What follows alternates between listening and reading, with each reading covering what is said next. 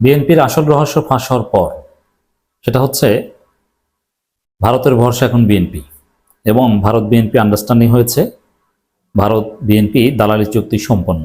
এটা সমকালের রিপোর্টে ফাঁস হওয়ার পর দর্শক বিএনপি সুর নরম।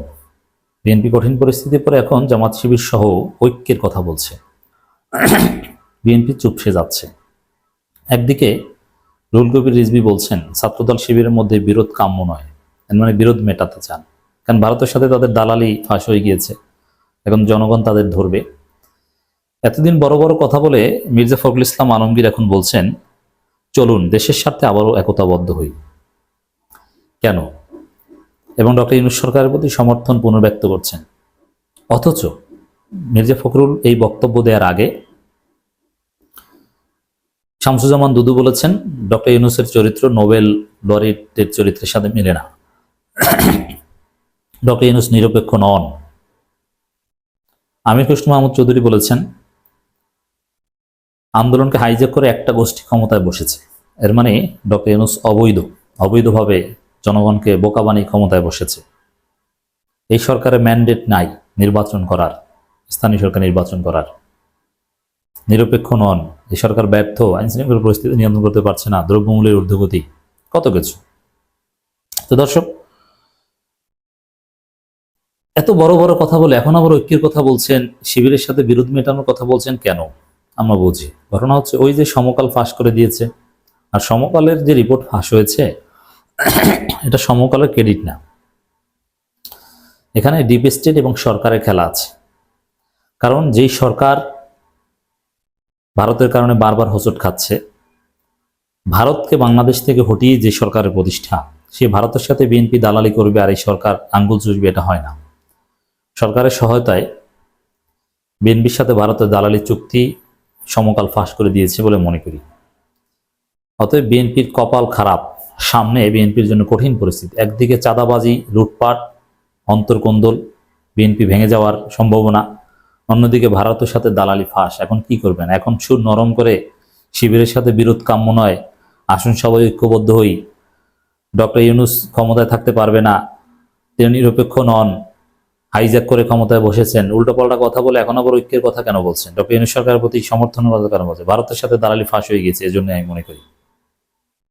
অতএব বিএনপিকে আমরা দেখে নেব। আমি আগেও বলেছি যে বিএনপি শেষ হয়ে যাবে, বিএনপি সফল হতে পারবে না, কারণ ভারতের দালাল যারা হয় তারা সফল হতে বাংলাদেশে পারে না। আওয়ামী লীগের জন্য সফলতা 10-15 বছর 20 বছরের জন্য ঠিক ছিল, কিন্তু পরে আওয়ামী লীগ স্থায়ীভাবে ধরাটা খেয়েছে না। এই জন্য ভারতের দালালির ভবিষ্যৎ বাংলাদেশে যে নাই সেটা তো বিএনপির বোঝা উচিত। এই যে বিএনপির অসুস্থ, রুগ্ন বয়স্ক নেতারা, এদের কপালে ক্ষমতা নাও জুটতে পারে। আর বিএনপি দেশব্যাপী যে নাশকতা শুরু করেছে, চাঁদাবাজি এবং শিক্ষার্থীদের উপর হামলা ঘটনা ঘটাচ্ছে, তারা সেনা শাসন ডেকে আনছে বলে আমি মনে করি।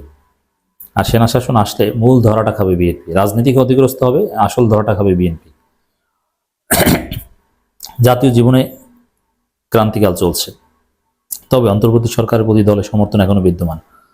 কেন? নিরপেক্ষ নয়, ডক্টর ইউনূস আন্দোলন হাইজ্যাক করে ক্ষমতায় বসেছে, খেলা দেখাবে, তাহলে সমর্থন আবার থাকে কিভাবে? সুর নরম হয়েছে ভয়। সম্প্রীতি ও মেলবন্ধন তৈরির নিমিত্তে দেশের সাথে জাতিগত ঐক্য বড় প্রয়োজন, এমন মন্তব্য করেছেন বিএনপি মহাসচিব মির্জা ফখরুল ইসলাম আলমগীর। সেই সাথে জাতীয় নির্বাচন বিলম্বিত না করার প্রতি দৃষ্টি আকর্ষণ করেন তিনি। দেখেন, এটাও একটু নরম সুরে বলছেন। সমকালের রিপোর্টে স্পষ্ট উঠে এসেছে ভারতের সেনাপ্রধান, ভারত, তারা দ্রুত নির্বাচন চায়। বাংলাদেশের সাথে সম্পর্ক নর্মালাইজ করা বা ভারতের সামনে এখন একটাই রাস্তা, বাংলাদেশে দ্রুত নির্বাচন হোক আর বিএনপি ক্ষমতায় আসুক। মানে দ্রুত নির্বাচন, এটা ভারতের প্রজেক্ট, এটা আমরা মার্ক করে ফেলেছি। অতএব ভারতের দালালি চলবে না বাংলাদেশে।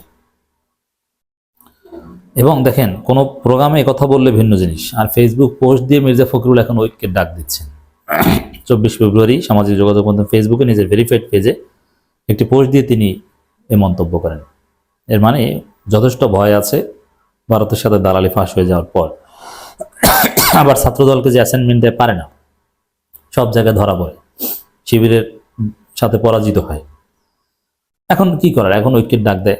আবার রিজভীর সুর নরম, তিনি লেখেন এখনো 1 বছর পেরিয়ে যায়নি, আমরা বাংলাদেশের বাংলাদেশে জীবনের সবচেয়ে বড় বিজয় অর্জন করেছি। সবচেয়ে খারাপ ডিক্টেটর শেখ হাসিনা দেশ ছাড়তে বাধ্য হয়েছে, অনেক প্রাণ হারিয়েছে, মূল্যটা অনেক বেশি। আর সেই শেখ হাসিনাকে যারা আশ্রয় দিয়েছে বা শেখ হাসিনা যারা প্রশ্রয় দিয়েছিল, আপনারা তাদের সাথে দালালি চুক্তিতে এসেছেন। এটা কি হয়? হয় না। পোস্টে আরো লেখা রয়েছে, আমরা আমাদের সম্মানিত ডক্টর মোহাম্মদ ইউনূসের নেতৃত্বে অন্তর্বর্তী সরকারের প্রতি শতভাগ সমর্থন দিয়ে আসি। হ্যাঁ, আমরা ক্ষতিগ্রস্ত প্রতিষ্ঠানের সংস্কার চাই, কিন্তু এই সংস্কার জনগণের প্রতিনিধি দ্বারা বাস্তবায়িত হতে হবে, যারা মানুষের পালস বোঝে। ডক্টর ইউনূস কি পালস বোঝে না নাকি? আপনার পালস বোঝেন আর এই জন্য চাঁদাবাজি করেন। এইসব বংশং থিওরিতে কাজ হবে না। সংস্কার যা করে ডক্টর ইউনূস করতে হবে। অন্য কারো সংস্কার জনগণ মানে না, অন্য কেউ সংস্কার করবে এটা কেউ বিশ্বাসই করে না। দেশে আইনশৃঙ্খলা পরিস্থিতি সমালোচনা করেন মির্জা ফখরুল, বলেন আইনশৃঙ্খলা পরিস্থিতি অবনতি দিকে যাচ্ছে। আমরা ইতিমধ্যে লক্ষ্য করছি যে স্থানীয় সরকার সংস্কার সুপারিশমালা জনগণের প্রতিনিধিত্বের মৌলিক ধারণার বিরুদ্ধে যাচ্ছে। এর মানে আপনারা এগুলো মানতে পারছেন না। ধান্দাবাজির রাস্তা বন্ধ করার জন্য যেসব সংস্কার, সেগুলো বিএনপি মানতে পারবে না।